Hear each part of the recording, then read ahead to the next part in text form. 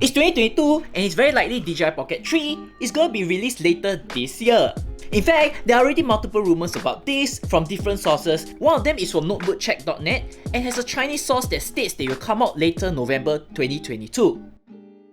And by the pace which DJI releases their newer models, it's highly plausible. So today, we're going to talk about predictions and improvements which I'm looking forward to in its third iteration. If you are a DJI diehard fan just like me, you want to stick around. Now, one thing I'll be looking forward to is having a larger sensor in the DJI Pocket 3. Not too long ago, I actually did a side-by-side comparison between the DJI Pocket 1 and 2 because they had different sensor size and I wanted to know if there is a big difference. And there is. You can see that the DJI Pocket 2 does so much better in low light and in terms of image quality compared to the DJI Pocket 1. If you can't already tell, there's so much more details in the DJI Pocket 2. We know this technology is definitely possible as Sony just released their Xperia Pro I or 1 and has a 1-inch sensor.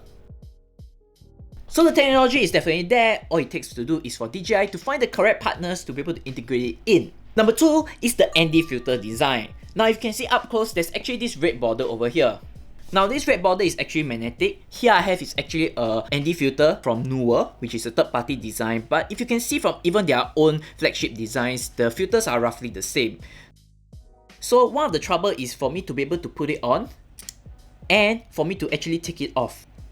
I'm so scared of actually damaging the gimbal itself because it's such a small and fragile little thing. So I do hope that DJI will increase the size of the front element over here so that every time when I place or replace a ND filter, it's not like a mini surgery.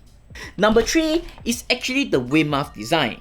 Now make no mistakes, I really love the DJI Pocket 2 because it actually comes with this little microphone. Now this is a wireless microphone which you can actually clip on to be able to record very fresh audio. Now in case you never see my other videos, let's do a brief recording on the audio quality that comes from this compared with my already very good Rode video mic. Go! So this is the audio quality that's coming out from my DJI Pocket 2 wireless microphone. And this is the audio quality that's coming out from my Rode video mic. Go! Basically, the audio quality is really amazing and I love it. But where my complaint is actually this fluffy little thing. Now this fluffy little thing is actually called a wind muff and it actually filters out wind noises. The trouble is that it comes off rather easily as it's attached via a small magnet. Just one accident or light swap and the thing comes off. Once I open it up, you can see that there's this mole over here which this little fluffy thing goes in. There's also a magnet located inside here to be able to keep it in place. So it does keep it in place but it's actually not very strong. So I do hope that DJI Pocket 3 will have a better design to lock this tighter in place. Before we move on to our next point, if you guys are enjoying this content, do give me a thumbs up and subscribe down below.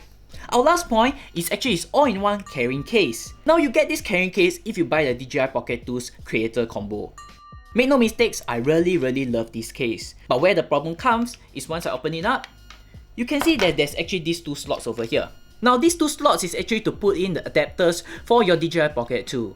But the trouble comes is, it actually comes off rather easily. When I remove my DJI Pocket 2 from the all-in-one case, it touches and actually moves it out of place, occasionally falling out without me knowing. So just like the Windmuff Design, I do hope that DJI is able to work into their all-in-one case to be able to lock this tighter in place so that you don't lose this as you go. This is actually a very simple solution. All they have to do is follow the design of the wide-angle lens that's located inside the casing over here, which is locked via a magnet, so it doesn't come off that easily. Do you agree with what I mentioned or do you not? Leave me down in the comments below so that we can argue over them. If not, I'll see you guys in the next video.